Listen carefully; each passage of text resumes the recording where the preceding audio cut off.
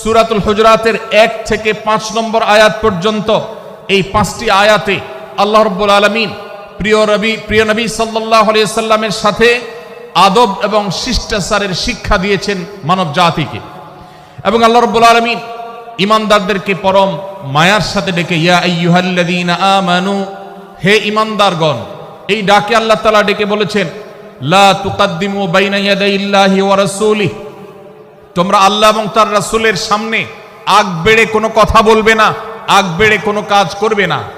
প্রিয় নবী সাল্লাল্লাহু আলাইহি সাল্লামের সময়কার একটি ঘটনা, এক ব্যক্তি তার বাবার সাথে হেঁটে যাচ্ছিলেন, বোঝা যাচ্ছিল না যে তাদের মধ্যে বাবাকে সন্তানকে। অনেক সময় বাপ সন্তানের বাহ্যিকভাবে দেখে বোঝা যায় না, এরকম কোনো কোনো ক্ষেত্রে হয়।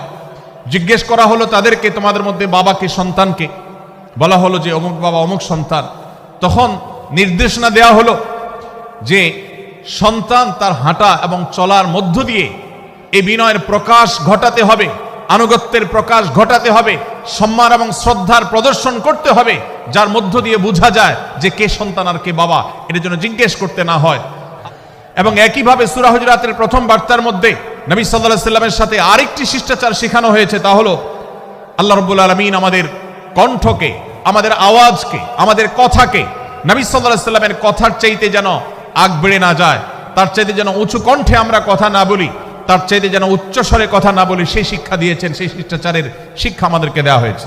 ভাইরা আমার, প্রিয় নবী সাল্লাল্লাহু আলাইহি সাল্লামের সাহাবীরা নবী সাল্লাল্লাহু আলাইহি সাল্লামের প্রতি আদব এবং শিষ্টাচার এত বেশি প্রদর্শন করতেন যে নবী করিম সাল্লাল্লাহু আলাইহি সাল্লামের প্রতি এই শিষ্টাচারের কথা যখন বলা হয়, সাহাবীরা অনেকে নবী করিম সাল্লাল্লাহু আলাইহি সাল্লামের সাথে কথা বলতে রীতিমতো ইতস্তত বোধ করছিলেন যে কিভাবে কথা বলবো, না জানে জোরে হয়ে যায় এবং তাতে না জানে আমি বেয়াদবের কাতারে শামিল হয়ে যাই, শিষ্টাচার বহির্ভূত কাজ করে ফেলি। এবং আল্লাহ তাআলা যে সতর্কীকরণ করেছেন সূরা হুজুরাতের এই 1 থেকে 5 নম্বর আয়াতের মধ্যে, তার আওতায় আমি না জানে পড়ে যাই। তখন সাহাবায়ে কেরাম বিনয় এবং বিনম্রতা অবলম্বন করেছেন এবং তারা একরকম বিপাকে পড়ে গেছেন। এতটা তারা সভ্য ছিলেন, এতটা তারা নম্র ছিলেন, এতটা তারা বিনম্র আচরণ করতেন নবীজি। সূরা হুজুরাতের প্রথম বার্তা প্রিয় নবী সাল্লাল্লাহু আলাইহি সাল্লামের সাথে শিষ্টাচার, আল্লাহ এবং তার রাসূলের সামনে আল্লাহ এবং তার রাসূলের সামনে আগ বেড়ে কোনো কথা না বলা, আগ বেড়ে কোনো আচরণ না করা, এটা তার প্রতি শিষ্টাচারের অংশ। এবং আল্লাহ রাসূলের সামনে উচ্চ কণ্ঠে জোরে কথা না বলা, এটাও তার প্রতি শিষ্টাচারের অংশ। আল্লাহ তাআলা আমাদেরকে এই শিষ্টাচার আমাদের জীবনের প্রত্যেকটা পদে পদে ধারণ করার তৌফিক দান করুন, বলুন আমিন। ভাইরা আমার, সূরা হুজুরাতের দ্বিতীয় যে শিক্ষা, সেই শিক্ষাটা বর্ণিত হয়েছে এই সূরার 6 থেকে 8 নম্বর আয়াত।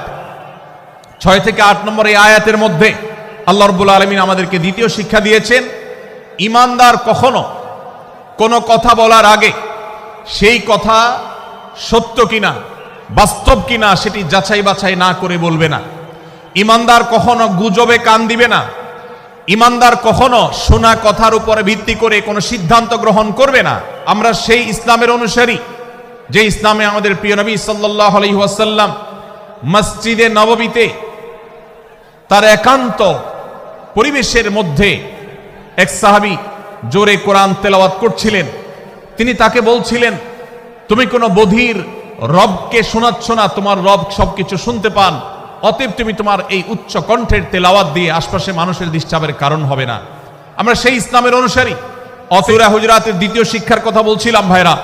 6 থেকে 8 নম্বর আয়াত যদি আপনি পাঠ করেন সূরা হুজুরাতের, আপনি দেখতে পাবেন সেখানে আল্লাহ রাব্বুল আলামিন ঈমানদারদেরকে যেই কোনো সংবাদ, যে কোনো তথ্য, বিশেষ করে অনির্ভরযোগ্য সূত্র থেকে যখন পাবে, ফাসিক থেকে যখন শুনবে, যার ভিতরে আল্লাহর ভয় নাই সেরকম মানুষ থেকে যখন পাবে, সেই সংবাদ, তথ্য উপাত্ত যাচাই করা ছাড়া সেই সংবাদ যেন বলে না বেড়ায়। এই মুহাম্মদ সাল্লাল্লাহু আলাইহি সাল্লামের উম্মত, যে মুহাম্মদ সাল্লাল্লাহু আলাইহি সাল্লাম আমাদেরকে সতর্ক করেছেন, কাফা বিল মারই কাযিবান আন ইউহাদ্দিসা বিকুল্লি মা সামিআ, কোন ব্যক্তি যা শুনে সেটাই যদি বলে বেড়ায়, তথ্য উপাত্ত যাচাই না করে, সেটাকে ভালো করে যাচাই বাছাই না করে, সেটাকে অনুসন্ধান না করে, সত্য সত্য নিরূপণ করবার চেষ্টা না করে, তাহলে সে মিথ্যাবাদী হওয়ার জন্য যথেষ্ট।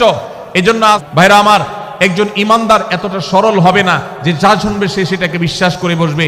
একজন ঈমানদার এতটা বাস্তবতা থেকে দূরে থাকবে না, যে তিনি তার পাওয়া কোনো সংবাদকে অনুসন্ধান করবে না। আল্লাহ তাআলা আমাদের সবাইকে সূরা হুজরাতের এই দ্বিতীয় শিক্ষাটাকে আমাদের জীবনে ভালো করে ধারণ করার তৌফিক দান করুন। আল্লাহ বলেছেন, ইয়া আইয়ুহাল্লাযীনা আমানু, হে ঈমানদারেরা, ইন জাআকুম ফাসিকুম বিনাবাইন ফাতাবায়ানু, তোমাদের কাছে কোনো ফাসিক, যার মধ্যে আল্লাহর ভয় নেই, এরকম কোন মানুষ যদি কোন সংবাদ উপস্থাপন করে,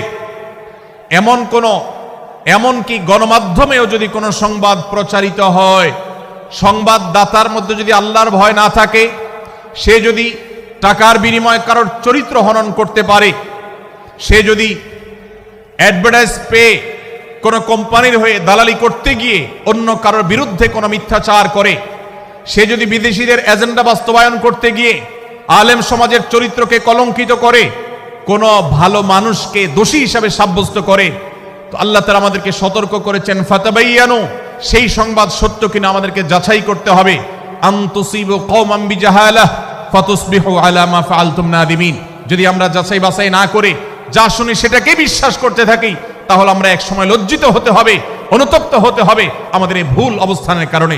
এজন্য ভাইরা আমার, তৃতীয় যে শিক্ষা সূরা হুজরাতের, সেটি হলো আল্লাহ রাব্বুল আলামিন সূরা হুজরাতের 9 এবং 10 নম্বর আয়াতে ঈমানদারদের মধ্যে যদি কখনো মতভিন্নতা, মতপার্থক্য, যে এটা যদি মারামারিতে পরিণত হয়, ঈমানদারদের মধ্যে যদি কখনো দুই পক্ষ গন্ডগোল এবং ফাসাদের মধ্যে লিপ্ত হয়ে যাওয়ার মতো দৃশ্যের অবতারণা হয়, তাহলে আমরা যেন আমাদের মুসলমান ভাইদের ঘর পোড়ার মধ্যে আলু পোড়া দিতে না যাই, আমরা যেন আমাদের মুসলমান ভাইদের মধ্যকার বিভেদকে আরো বৃদ্ধি করতে সহায়তা না করি, আমরা যেন মীমাংসার পথ অবলম্বন করি, আমরা যেন তাদের মধ্যকার সম্পর্কের যে অবনতি হয়েছে সেটাকে দূর করবার চেষ্টা করি। আল্লাহ রাব্বুল আলামিন এই নির্দেশ দিতে গিয়ে বলেছেন, ওয়া ইন তাইফাতানি মিনাল মুমিনিনা ইকতাতালু, যদি ঈমানদারদের দুটি দল, দুটি গ্রুপ নিজেদের মধ্যে মারামারিতে লিপ্ত হয়ে যায়, ফাসলিহু বাইনাহুমা, তাহলে তোমরা সেই বিবাদমান দুটি দলকে মীমাংসা করবার চেষ্টা করবে। আশরাফ আলী থানভী রহমতুল্লাহ আলাইহির সর্বশেষ খলিফা আবুল হক সাহেব রহমতুল্লাহ আলাইহি বলতেন, दीन के हर काम करने वालों को रफीक समझो, फरीक ना समझो। যারাই আল্লাহর দ্বীনকে বুলন্দ করবার জন্য, যারাই আল্লাহর দ্বীনকে সেবা দেওয়ার জন্য, খেদমত করার জন্য কাজ করছে, তার পদ্ধতি তোমার থেকে ভিন্নতর হতে পারে, তাকে তুমি তোমার বন্ধু মনে করো, সহযাত্রী মনে করো, পথযাত্রী মনে করো, সহযোদ্ধা মনে করো, তোমার প্রতিপক্ষ মনে করবে না। আজ আমার ভাইয়েরা ফিলিস্তিনে মার খাচ্ছে, যদি আজ গোটা বিশ্বের মুসলমানরা আমরা ফিলিস্তিনে মুসলমানদের উদ্ধারের ব্যাপারে ঐক্যবদ্ধ থাকতাম, ফিলিস্তিনে মুসলমানের দিকে চোখ তুলে তাকাবার শক্তি বিশ্বের কোনো কাফেরদের থাকতো না। আজ যদি আমরা আমাদের মুসলমান নির্যাতিত ভাইদের ব্যাপারে সারা বিশ্বের মুসলমানরা ঐক্যবদ্ধ অবস্থান গ্রহণ করতে পারতাম, মুসলমানের দিকে চোখ তুলে তাকাবার শক্তি বিশ্বের কোনো কারোর থাকতো না। ভাইরা আমার, গোটা বিশ্বে ঐক্য প্রতিষ্ঠা করা আপনার আমার মতো সাধারণ মানুষের দ্বারা হয়তো সম্ভবপর হবে না। আল্লাহ বলেছেন, ওয়া'তাসিমু বিহাবলিল্লাহি জামিআন ওয়া লা তাফাররাকু, তোমরা আল্লাহর রশিকে সবাই ঐক্যবদ্ধভাবে আঁকড়ে করে ধরো, ঐক্যবদ্ধভাবে আল্লাহর রশিকে আঁকড়ে ধরো, তোমরা পরস্পর বিচ্ছিন্ন হয়ে যেও না। আমরা অনেক ফরজের কথা শুনেছি, নামাজ রোজা ফরজ আমরা জানি, বাবা মার প্রতি সদ্ব্যবহার করার ফরজের কথা আমরা জানি, আত্মীয়তার সাথে সুসম্পর্ক, আত্মীয়তার বন্ধন রক্ষার কথা আমরা জানি, ফরজ হওয়ার কথা জানি, কিন্তু মুসলমানদের ঐক্যবদ্ধ থাকতে হবে এই ফরজের কথা আমরা অনেকেই জানি না। ভাইরা আমার, মুসলমানদেরকে আল্লাহ রাব্বুল আলামিন ঐক্যবদ্ধ থাকার নির্দেশ দিয়েছেন। এই ঐক্যটা এর মানে এই নয় যে সবাই এক মতের হয়ে যাবে সব বিষয়ে, বিভিন্ন বিষয়ে আমাদের মধ্যে মতপার্থক্য থাকবে, তারপরে আমরা একে অন্যের সহযোদ্ধা হব, সহযাত্রী হব, আমরা একে অন্যের কল্যাণকামী হব, একে অন্যের ভালো চাইব। আমার ভিন্ন মতের মুসলমানের কোনো ক্ষতিতে আমি খুশি হব না, তার ক্ষতিতে আমি কষ্ট পাবো, তার সাফল্যকে আমি এনজয় করব, আনন্দিত হব। এটা যদি করতে না পারি তো আমি কখনো খালেস এবং সাচ্চা মুসলমান হতে পারলাম না। আল্লাহ তাআলা আমাদের অন্তরগুলোকে উদার করে দিন, ব্রড করে দিন, প্রশস্ত করে দিন, বড় করে দিন, উম্মার ঐক্যের প্রয়াসী হওয়ার তৌফিক দান করুন বলুন আমিন।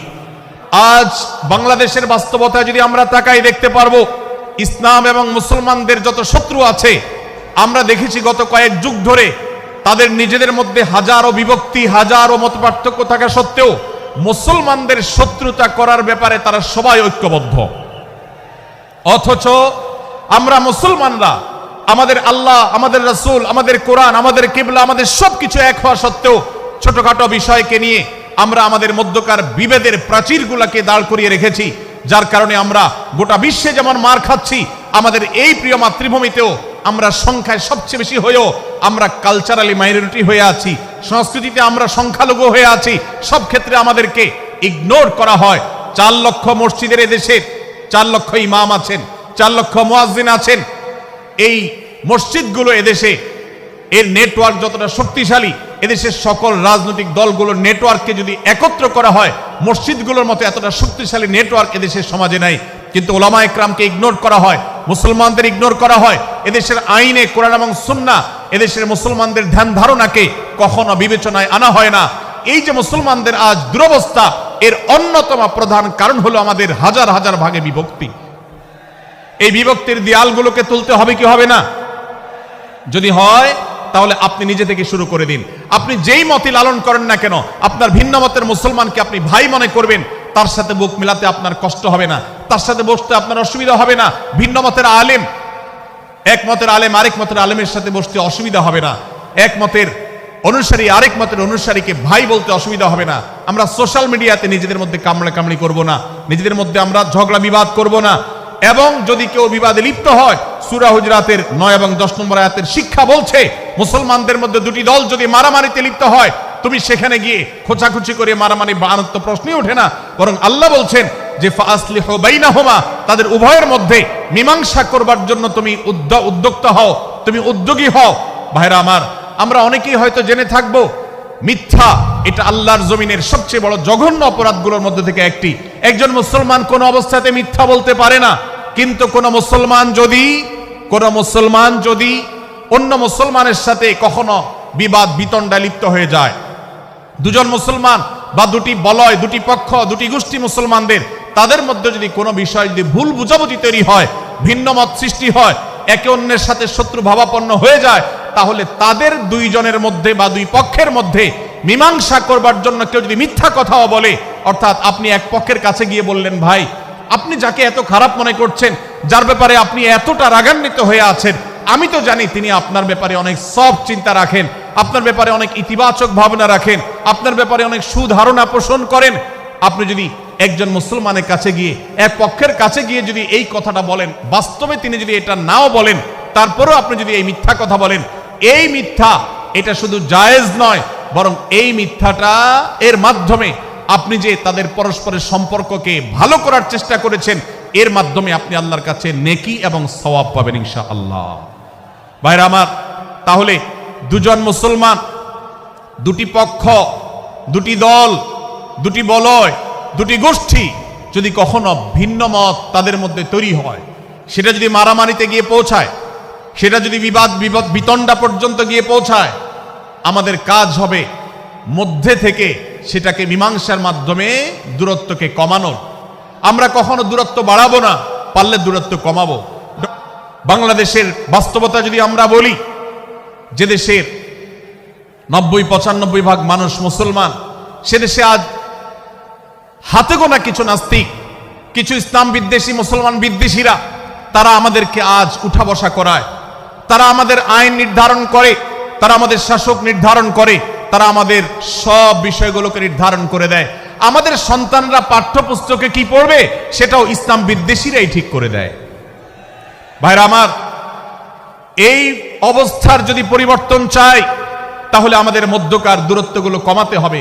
এজন্য আপনার দোয়ার মধ্যে আল্লাহর কাছে নিবেদন করুন, আল্লাহ আপনি আমাদের মধ্যকার বিভেদগুলো কমিয়ে দিন, আল্লাহ আমাদের ওলামাদেরকে ঐক্যবদ্ধ করে দিন, আল্লাহ আমাদেরকে ইত্তেহাদ মাল ইখতিলাফ, বৈচিত্র্যময় ঐক্য, মতভিন্ন থাকা সত্ত্বেও মৌলিক বিষয় ঐক্যবদ্ধ হওয়ার তৌফিক দান করুন। সীসাঢালা প্রাচীরের মতো আমাদেরকে কাঁধে কাঁধ মিলিয়ে আল্লাহ এবং তার রাসূল সাল্লাল্লাহু আলাইহি সাল্লামের আদেশ নিষেধকে ব্যক্তি, সমাজ, পরিবার, রাষ্ট্রে সর্বত্র বাস্তবায়নের জন্য কাজ করার তৌফিক দান করুন। আমরা আমাদের দোয়ার মধ্যে মুসলমানদের ঐক্যের জন্য দোয়া করব তো ইনশাআল্লাহ। আল্লাহ তাআলা আমাদেরকে সেই তৌফিক দান করুন। ভাইরা আমার, তাহলে সূরা হুজুরাতের তৃতীয় শিক্ষা বলছিলাম 9 থেকে 10 নম্বর আয়াতে আল্লাহ রাব্বুল আলামিন মুসলমানদের মধ্যে যদি কখনো বিবাদ বিতণ্ডা মারামারি হানাহানি সৃষ্টি হয় তাহলে সেটিকে মীমাংসা করবার কথা বলেছেন। অতএব যদি কোনো স্বামী স্ত্রীর মধ্যেও কখনো মনোমালিন্য তৈরি হয়, আপনার যদি সেখানে ভূমিকা রাখবার সুযোগ থাকে, আপনি চেষ্টা করবেন উভয়ের মধ্যে দূরত্বটা কমাবার জন্য। আমরা অনেকে আজকাল নামাজ কালাম পড়ি, রোজা রাখি, দাড়ি রাখি, অনেক ভালো ভালো কথা বলি, অথচ দুজনের মধ্যে গন্ডগোল লাগলে আমরা সেখানে এক পক্ষ হয়ে আরেক পক্ষকে আমরা খেপিয়ে তুলি। পারলে অনেকে চগলখড়ি করেন, প্রত্যেক পক্ষের কাছে গিয়ে অপর পক্ষের ব্যাপারে মিথ্যা কথা বলে তাদের মধ্যে ভেজাল কারো বাড়িয়ে দেন। এই জন্য নবী সাল্লাল্লাহু আলাইহি ওয়াসাল্লামের ঐতিহাসিক হাদিস রয়েছে, লা ইয়াদখুলুল জান্নাতা নাম্মাম, যে ব্যক্তি চগলখড়ি করে, দুজনের মধ্যকার গন্ডগোল ফাসাদ বৃদ্ধিতে যে ব্যক্তি ভূমিকা রাখে, ভেজাল লাগায়, এই চগলখোর কখনো জান্নাতে যাবে না। আমাদের অনেকেরই এই দুঃস্বভাব আছে, এই খারাপ চরিত্র আছে। সূরা হুজুরাত এই যেন আমাদের আজকের যে সমাজ বাস্তবতা আছে, আমাদের যে ব্যাধি আছে ব্যক্তিগত পর্যায়ে, আমাদের পরিবারের সমাজের সর্বত্র যে ব্যাধিগুলো ছেয়ে গেছে, সূরা হুজুরাতের প্রতিটি আয়াত যেন সেই ব্যাধির সবচেয়ে বড় মহৌষধ, সেটা যেন সবচেয়ে বড় প্রতিষেধক, সেটা যেন সবচেয়ে বড় সমাধান। ভাইরা আমার, তৃতীয় এই শিক্ষাটি শেষ করে আমি বলতে চাচ্ছি, চতুর্থ আয়াতে আল্লাহ রাব্বুল আলামিন আমাদেরকে বলেছেন আমরা যেন কেউ কাউকে নিয়ে বিদ্রূপ না করি, ব্যঙ্গ না করি, কেউ কাউকে যেন বাজে নামে না ডাকি, কেউ যেন কাউকে খোঁচাখুচি না করি, কেউ যেন কাউর নাম বিকৃত করে তাকে না ডাকি। ভাইরা আমার, বলেছেন ইয়া আইয়ুহাল্লাযীনা আমানু লা ইয়াসখার কওমুম মিন কওমিন আসা আন ইয়াকুনু খায়রাম মিনহুম, হে ঈমানদারেরা, হে মুসলমানেরা, তোমাদের কেউ যেন অন্য কারোর নাম ধরে অন্য কাউকে ব্যঙ্গ বিদ্রূপ ঠাট্টা না করে। সূরা হুজুরাতের আয়াতের আলোকে আপনি কবিরা গুনাহে লিপ্ত হলেন। আমরা অনেকে আছি যে ব্যক্তিগত পর্যায়ে এই বিদ্রূপ করাটাকে আমরা কোনো বিষয় মনে করছি না। সোশ্যাল মিডিয়াতে অনেকগুলো ভিডিও ক্লিপ আছে, আপনাদের চোখে নিশ্চয়ই পড়েছে, আমার চোখে বহু পড়েছে, যে অনেক সময় দেখা যায় বিনোদনের নামে কাউকে খোঁচাখুচি করা, কাউকে অপমান করা, কাউকে হয়তো ধাক্কা দিয়ে পানিতে ফেলে দেয়া, কাউকে কষ্ট দেয়া, কাউকে হয়তো প্রতারিত করা, এটাকে আমরা এনজয় করি। অনেক ভিডিও ক্লিপে দেখা যায় এভাবে কাউকে কোনোভাবে অপমানিত করে, কাউকে কোনোভাবে ধোকা দিয়ে বোকা বানিয়ে আমরা এনজয় করি, আমরা হাসাহাসি করি। আমাদের রুচি নষ্ট হতে হতে আজ এই পর্যায়ে এসেছে যে এটা আমাদের এনজয়ের বিষয় হয়েছে, এটা আমাদের আনন্দের বিষয় হয়েছে। ভাইরা আমার, সূরা হুজুরাতের এই আয়াত অর্থাৎ 11 নম্বর আয়াত, এই আয়াত বলছে আমাদের জন্য কোন মুসলমানকে, কোন মানুষকে ব্যঙ্গ বিদ্রূপ করা হারাম। কোন মুসলমানকে ব্যঙ্গ বিদ্রূপ করা কি হারাম। অতএব আমাদের প্রিয় নবী সাল্লাল্লাহু আলাইহি ওয়াসাল্লাম এর একটা হাদিস আমাদের সামনে রয়েছে, সহিহ মুসলিমে বর্ণিত হয়েছে। নবী করিম সাল্লাল্লাহু আলাইহি ওয়াসাল্লামের এই হাদিস আজ সবচেয়ে অসহায় হাদিস। অসহায় হাদিস এই জন্য বললাম যে আজকের এই হাদিসের উপরে কেউ আমল করে না, এই হাদিসটাকে কেউ পাত্তা দেয় না, এই হাদিসকে কেউ গুরুত্ব দেয় না। অথচ এই হাদিস প্রত্যেক মুসলমানের বুকে বুকে ঝুলিয়ে রাখা দরকার। এই হাদিস আমাদের ঘরে ঘরে ঝুলানো দরকার। এই হাদিস আমাদের অফিসগুলোতে শোভা পাওয়া দরকার। এই হাদিস আমাদের জীবনে বাস্তবায়ন হওয়া দরকার। নবী করিম সাল্লাল্লাহু আলাইহি ওয়াসাল্লাম সেই হাদিস বর্ণনা করেছেন। আবু হুরায়রা রাদিয়াল্লাহু তাআলা আনহু তিনি বলেছেন, লা তাহাসাদু, লা তাহাসাদু, হে মুসলমানরা, তোমরা কেউ কাউকে কখনো হিংসা করবে না। আল্লাহ নবী বলেছেন, লা তাহাসাদু, তোমরা একে অন্যকে হিংসা করো না। ওয়ালা তানাজাসু, কেনা বেচা করতে গিয়ে কেউ কাউকে ধোঁকা দিও না, প্রতারণা করো না। ওয়ালা তাবাগাদু, তোমরা একে অন্যের সাথে শত্রুতা বিদ্বেষ পোষণ করবে না। ওয়ালা তাদাবারু, তোমাদের কেউ যেন কারোর পেছনে লেগে না থাকে, কাউকে অবজ্ঞা যেন না করে। ওয়ালা ইয়াবি আহাদুকুম আলা বাই'i আখিহি, এবং তোমাদের কেউ যেন আরেকজনের কেনাবেচার উপরে সেখানে ইন্টারফেয়ার করে সে যেন সেখানে কোন প্রকার ক্ষতিগ্রস্ত কাউকে না করে। ওয়াকুনু ইবাদাল্লাহি ইখওয়ানা, হে মুসলমানরা, তোমরা আল্লাহর বান্দা ভাই ভাই হয়ে থাকো। তোমাদের মধ্যে মতপার্থক্য থাকুক, দলগত মতপার্থক্য, অবস্থানগত মতপার্থক্য, থটগত মতপার্থক্য, মাযহাব মাসলাবগত মতপার্থক্য থাকুক, কিন্তু তোমরা আল্লাহর বান্দা ভাই ভাই হয়ে থাকো। এক দলের মুসলমানকে আল্লাহ তাআলা ভাই ভাই হতে বলেন নাই, এক গ্রুপের মুসলমানকে আল্লাহ ভাই ভাই হতে বলেন নাই, এক বলয়ের মুসলমানকে আল্লাহ ভাই ভাই হতে বলেন নাই, নিজ দলের মুসলমানের সাথে আল্লাহ ভাই ভাই থাকতে বলেন নাই। আল্লাহ বলেছেন সকল মুসলমানদের সাথে ভাই ভাই হয়ে থাকার জন্য, ভ্রাতৃত্বের বন্ধনে থাকার জন্য। এজন্য আল্লাহ নবী সাল্লাল্লাহু আলাইহি ওয়াসাল্লাম সে নির্দেশ করেছেন। আল্লাহ নবী সাল্লাল্লাহু আলাইহি ওয়াসাল্লাম আরো বলেছেন, আল মুসলিমু আখুল মুসলিম, মুসলমান মুসলমানের ভাই, লা ইয়াজলিমুহু ওয়ালা ইয়াখযুলুহু, কোন মুসলমান কোন মুসলমানকে জুলুম করতে পারে না, তার আইল ঢেলতে পারে না, তার জমি দখল করতে পারে না, তার অধিকার নষ্ট করতে পারে না, তাকে কথা দিয়ে অত্যাচার করতে পারে না, ওয়ালা ইয়াখযুলুহু, তাকে অপমানিত করতে পারে না, লাঞ্ছিত করতে পারে না, ওয়ালা ইয়াকযিবুহু, তার সাথে মিথ্যা বলতে পারে না, ওয়ালা ইয়াহকিরুহু, তাকে তাচ্ছিল্য করতে পারে না। আত্তাকওয়া হাহুনা, আত্তাকওয়া হাহুনা, আত্তাকওয়া হাহুনা। নবীজি তিনবার নিজের বুকের দিকে তাকিয়ে দেখিয়েছেন, তাকওয়া এখানে, তাকওয়া এখানে, তাকওয়া এখানে। আমাদের অন্তরকে ভালো করতে হবে, সমস্ত মুসলমানদের জন্য উদার হতে হবে, কলিজাকে বড় করতে হবে, মনটাকে ব্রড করতে হবে, প্রশস্ত করতে হবে, অন্য মুসলমানকে ভাই মনে করতে হবে। কোন ভিন্ন মতের মুসলমানের সাথে শত্রুতা পোষণ করা যাবে না। ভাইরা আমার, অতএব এই হাদিসকে সামনে রেখে এই হাদিসের শেষ অংশে নবী সাল্লাল্লাহু আলাইহি ওয়াসাল্লাম বলেছেন, আল মুসলিমু কুল্লুল মুসলিমি আলাল মুসলিমি হারামুন দমুহু ওয়া মালুহু ওয়া ইরদুহু। ভাইরা আমার, সূরা হুজরাতের 4 নম্বর আয়াতের এই শিক্ষাকে ধারণ করে আমরা কারোর প্রতি ব্যঙ্গাত্মক আচরণ করব না। অনেক মুসলমান আছেন অন্য মুসলমানদের নাম ধরে ধরে বিদ্রুপ ব্যঙ্গ করেন, নাম বিকৃত করেন। অনেক সময় আমরা রসিকতা করেও আমাদের অনেকের নাম বিকৃত করি। আল্লাহ সুবহানাহু ওয়া তাআলা এটাকে হারাম করেছেন। এমনকি নবী সাল্লাল্লাহু আলাইহি ওয়াসাল্লাম বলেছেন, লা তাকুল লিকাসিরিন ইয়া কাসিরু, কোন খাটো বা বেটে মানুষকে হে বেটে, হে খাটো, এরকম বলে ডেকো না। নবী সাল্লাল্লাহু আলাইহি ওয়াসাল্লাম বলেছেন, এভাবে ডাকলে তিনি অপমানিত হন। আল্লাহ তাকে এভাবে সৃষ্টি করেছেন। আমরা অনেক সময় দেখা যায় একে অন্যকে খোঁচা মারতে গিয়ে তার গায়ের রং কালো হলে, তিনি দেখতে আকারে ছোট হলে তাকে আমরা ব্যঙ্গ করি, বিদ্রুপ করি, তাকে আমরা তাচ্ছিল্য করি, তাকে আমরা অপমান করি, তাকে আমরা অপদস্থ করি। ভাইরা আমার, এটা আমাদের জন্য হারাম। আমি আবারও বলছি, চুরি হারাম আমরা জানি, ডাকাতি হারাম আমরা জানি, আমরা অন্যান্য হারামের কথা জানি, কিন্তু এই যে এক মুসলমান অন্য মুসলমানের অধিকার নষ্ট করা হারাম, এটা আমরা জানি না। এক মুসলমান অন্য মুসলমানের নাম বিকৃত করা হারাম, এটা আমরা জানি না, আমরা করব না। 5 নম্বর যে শিক্ষা আছে সূরা হুজুরাতে, সেটা হলো 12 নম্বর আয়াতে। আল্লাহ রাব্বুল আলামিন এখানে কুধারণা করাকে হারাম করেছেন, মন্দ ধারণা করতে আল্লাহ তাআলা নিষেধ করেছেন, এবং গীবত করতে, পেছনে লাগতে নিষেধ করেছেন।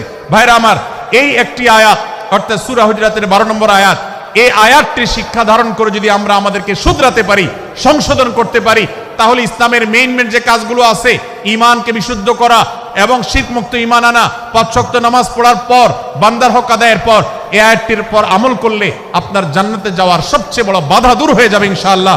ভাইরা আমার, যে আয়াতে আল্লাহ তাআলা আমাদেরকে কারো প্রতি মন্দ ধারণা করতে নিষেধ করেছেন, গীবত করতে নিষেধ করেছেন, কারো পেছনে লাগালাই করতে নিষেধ করেছেন, সেই আয়াতে আল্লাহ রাব্বুল আলামিন বলেছেন, ইয়া আইয়ুহাল্লাযীনা আমানু ইজতানিবু কাসীরাম মিনায-যন্ন, হে ঈমানদারেরা, হে মুসলমানরা, তোমরা কারোর প্রতি ধারণা, মন্দ ধারণা তোমরা করো না, এটা থেকে বিরত থাকো। অনেক ধারণা অর্থাৎ মন্দ ধারণা, এটা গুনাহ, এটা থেকে বিরত থাকো। ইন্না বা'দায-যন্নি ইসম, কারণ কিছু কিছু ধারণা অর্থাৎ যেগুলো মানুষের সম্পর্কে কোনো তথ্য উপাত্ত ছাড়া নিছক ধারণা প্রসূত মন্দ ধারণা করা হয়, সেগুলো গুনাহের কারণ, সেগুলো অপরাধের কারণ, সেগুলো কবিরা গুনাহ, সেগুলো পাপাচার, সেগুলো আল্লাহর অসন্তুষ্টির কারণ, সেগুলো আল্লাহর অবাধ্যতার কারণ। এজন্য ভাই, কারোর প্রতি মন্দ ধারণা করা যাবে না। ভাইরা আমার, আমি যে জায়গাটা ছিলাম, সূরা হুজরাতের 12 নম্বর আয়াতে আল্লাহ রাব্বুল আলামিন আমাদেরকে সূরা হুজরাতের 5ম শিক্ষা দিয়েছেন। মুসলমানদের জন্য যা গুরুত্বপূর্ণ তা হলো আমরা কারোর প্রতি মন্দ ধারণা করব না। সূরা হুজরাতের 6 নম্বর শিক্ষা 13 নম্বর আয়াতে আল্লাহ তাআলা বলেছেন যে আমাদের সবার গোড়া কোত্থেকে এসেছে, আমাদের গর্বের কোনো বাহ্যিক কারণ নাই তাকওয়া ছাড়া। আল্লাহ বলেছেন, ইয়া আইয়ুহান নাস ইন্না খালাকনাকুম মিন যাকারিন ওয়া উনসা, হে মানুষ সকল, তোমাদেরকে আমি মানুষ, নারী এবং পুরুষ, আদম এবং হাওয়া থেকে সৃষ্টি করেছি। ওয়া জাআলনাকুম শুউবান ওয়া ক্বাবাইলা লিতাআরাফু, বিভিন্ন গোত্রে তোমাদেরকে আমি বিভক্ত করেছি পরিচয়ের জানার জন্য, সুবিধা শুধুমাত্র। আর আল্লাহ বলেছেন শেষে, ইন্নাল্লাহা আলিমুন খাবীর, তোমরা কি করো আল্লাহ জানে। অতএব আমাদের কারোর উপর কারো কোনো শ্রেষ্ঠত্ব নেই তাকওয়া ছাড়া। আল্লাহ বলেছেন, ইন্না আকরামাকুম ইনদাল্লাহি আতকাকুম, আমাদের মধ্যে সবচেয়ে মর্যাদাবান হবে তিনি যার মধ্যে তাকওয়া সবচেয়ে বেশি হবে। আমাদের কোনো বংশগত গৌরব, কোনো অঞ্চলগত গৌরব, অন্য কোনো গৌরব আমাদের থাকবে না, শুধু তাকওয়ার গৌরব আমাদের থাকতে পারে। সেটাও গর্ব, নিষিদ্ধ গর্ব বা অহংকারের মতো নয়, বরং সেটা আমাদের বিনয়ের জায়গা।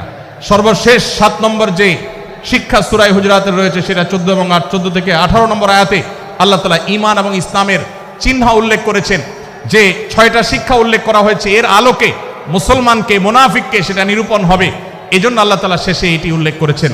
এই 7টি শিক্ষাকে ধারণ করে আমরা আমাদেরকে ভালো মুসলমান হিসেবে গড়ে তোলার চেষ্টা করব, আমাদের জীবনকে সাজাবার চেষ্টা করব। আল্লাহ তাআলা আমাদের সবাইকে তৌফিক দান করুন। আমি আবারও এক নজরে বলে শেষ করছি, সূরা হুজরাত কোরআনে কারীমের 26তম পারার একটি সূরা, 49 নম্বর সূরা, কোরআনের 18টি আয়াতের আছে। প্রথম থেকে 5 নম্বর আয়াত পর্যন্ত আল্লাহ রাসূলের সাথে আদব লেহাজ বজায় রাখা, শিষ্টাচার মেনটেন করা এবং সম্মানীয় ব্যক্তিদের সাথেও এখান থেকে আমরা শিক্ষা নিয়ে আদব লেহাজ বজায় রাখা, তাদের সামনে আগ বেড়ে কথা না বলা, আগ বেড়ে কাজ না করা, উচ্চকণ্ঠে কথা না বলা, এই শিক্ষা আল্লাহ দিয়েছেন। দ্বিতীয়ত, আমাদেরকে কোনো সংবাদ, বিশেষ করে অনির্ভরযোগ্য তথ্যের সংবাদ শুনে আমাদেরকে কারোর ব্যাপারে ধারণা করার আগে আল্লাহ তাআলা আমাদেরকে যাচাই করার শিক্ষা দিয়েছেন। আমরা যেন গুজবে, আমরা যেন ধারণাপ্রসূত কোনো তথ্যে আমরা যেন কান না দেই, সেই শিক্ষা আল্লাহ আমাদেরকে দিয়েছেন। এটি 6 থেকে 8 নম্বর আয়াতে, 9 থেকে 10 নম্বর আয়াতে আল্লাহ তাআলা মুসলমানদের 2 গ্রুপের মধ্যে গন্ডগোল দেখা দিলে মীমাংসা করতে বলেছেন। এবং 4 নম্বর শিক্ষা 11 নম্বর আয়াতে বিদ্রুপ করতে নিষেধ করেছেন আল্লাহ তাআলা, কারণ নাম ধরে ব্যঙ্গ করাকে হারাম করা হয়েছে। এবং 5 নম্বর শিক্ষা 12 নম্বর আয়াতে আল্লাহ তাআলা দিয়েছেন, কারোর প্রতি মন্দ ধারণা করা যাবে না, কারোর পেছনে লাগা যাবে না, এবং কারোর মন্দ নামে কাউকে ডাকা যাবে না, কারোর সমালোচনা তার পেছনে করা যাবে না, এগুলোকে হারাম করা হয়েছে। 6 নম্বর শিক্ষা 13 নম্বর আয়াতে আল্লাহ বলেছেন, আমাদের সবার মধ্যে কারোর কোনো শ্রেষ্ঠত্ব নাই তাকওয়া ছাড়া। যার তাকওয়া যত বেশি, আল্লাহ ভীতি যত বেশি, তিনি আল্লাহর কাছে তত শ্রেষ্ঠ এবং সেরা। 7 নম্বর সর্বশেষ শিক্ষা হলো 14 থেকে 18 নম্বর আয়াতে আল্লাহ রাব্বুল আলামিন ঈমানদারদের আলামত, মুনাফিকদের আলামত উল্লেখ করেছেন। সেখান থেকে শিক্ষা নিয়ে আমরা আমাদের ঈমানকে পরখ করার চেষ্টা করব, আমাদের আমলকে পরখ করার চেষ্টা করব। আল্লাহ তাআলা আমাদেরকে সূরা হুজরাতের আলোকে আমাদের জীবনকে গঠন করার তৌফিক দান করুন, বলুন আমিন।